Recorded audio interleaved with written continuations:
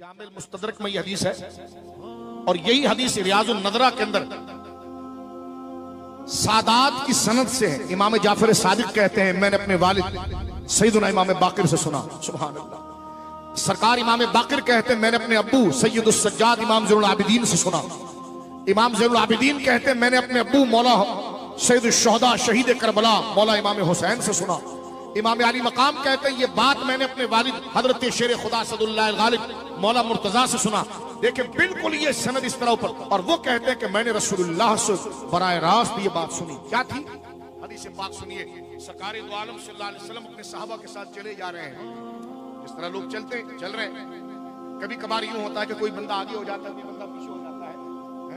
تو سرکار کے صحابی ہیں حضرت ابو دردہ رضی اللہ تعالیٰ عنہ، توجہ کریں میرے بھائی، ابو دردہ وہ ذرا تیز چلتے ہوئے سب سے آگے آ گئے، اور جس کے فرینڈ اور جس کے ڈائریکشن میں آئے وہ حضرت ابو بکر تھے، وہ حضرت ابو بکر کے آگے آ گئے۔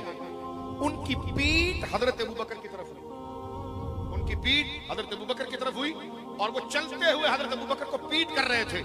تو سرکار علیہ الصلوۃ والسلام نے حضرت ابو دردہ کی طرف دیکھا، بولو سبحان اللہ۔ یہ ہے منقبت۔ لوگ کہتے ہیں منقبت کیا ہوتی ہے؟ میں نے کہا ساری خدائی رب کی تعریف کرے، رب مصطفیٰ کی کرے، مصطفیٰ صحابہ کی کریں، صحابہ اہل بیت، یہ وہ ترتیب ہے۔ جب سرکار علیہ الصلوۃ والسلام نے ہمارے نبی پاک نے یہ دیکھا کہ ابو دردہ ابو بکر سے آگے چل رہا ہے، تو یہ جملہ پر ہم اپنی گفتگو کو ختم کریں گے۔ سمجھدار کے لیے ایک اشارہ کافی ہے، اور یہ سند اہل بیت کی سند سے آئی ہے، سلسلۃ الذہب یعنی گولڈن چین، یہ اس طریق سے آئی ہے جس میں کھوٹ نہیں۔ مولا مرتضیٰ، امام حسین، امام زین العابدین، امام باقر، سرکار امام جعفر صادق وہ بیان کر رہے ہیں۔ خود امام جعفر صادق نواسے ہیں حضرت ابو بکر کے۔ کیا بیان کرتے ہیں؟ کہتے ہیں کہ حضور نے جب دیکھا علیہ الصلوۃ والسلام کہ ابو دردہ آگے چل رہے ہیں حضرت ابو بکر کے، تو سرکار نے فرمایا یا ابا دردہ، یا ابا دردہ انت تمشی قدام رجل لم تطلع الشمس بعد النبیین علی رجل افضل منہ۔ اے ابو دردہ، یہ حضور کے جملے، فرمایا یا ابا دردہ انت تمشی قدام رجل، تو اس بندے کے آگے چل رہا ہے۔ اے ابو دردہ، کس کے آگے چل رہا ہے؟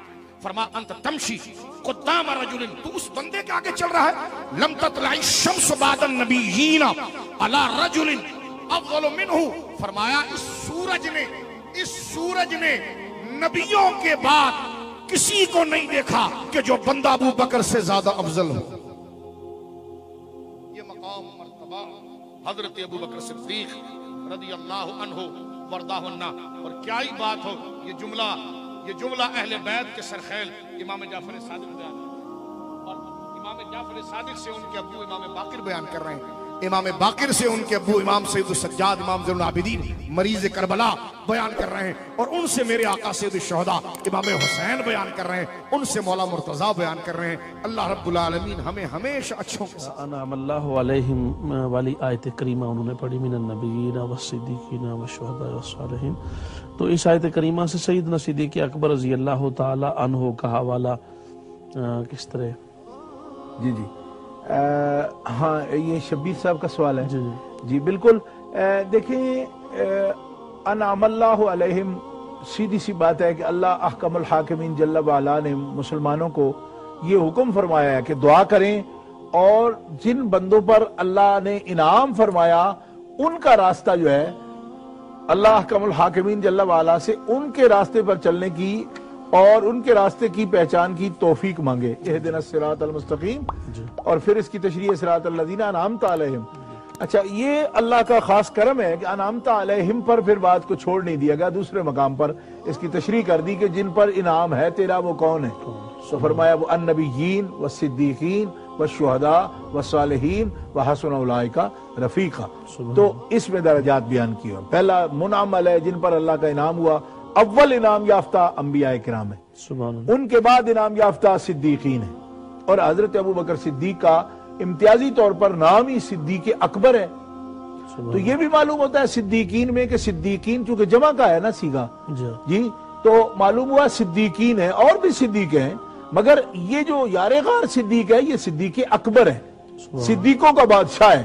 تو اس لیے انبیاء کرام علیہ السلام کے بعد جس ہستی کا سب سے بلندتر مقام ہے وہ حضرت ابو بکر صدیق رضی اللہ تعالیٰ عنہ ہے۔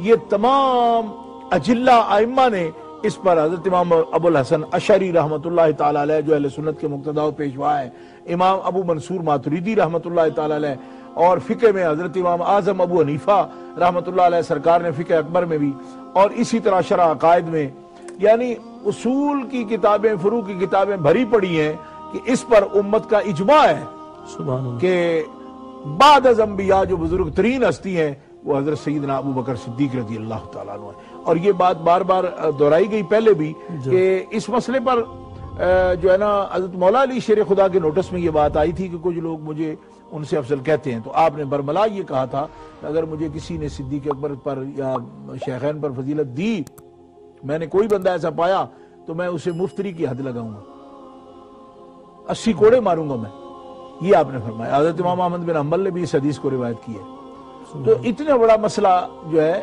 یہ حضرت مولا علی شیر خدا کرم اللہ تعالیٰ وجہ الکریم جیسا قاضی جو اقضل امہ ہے ان کو بھی ضرورت تب پیش آئی ہے جب یہ مسئلہ جو ہے نا بالکل طے شدہ ہے۔ اگر اس میں کوئی کلام والی بات ہوتی تو اتنا غصہ کیوں فرماتے ہیں؟ صحیح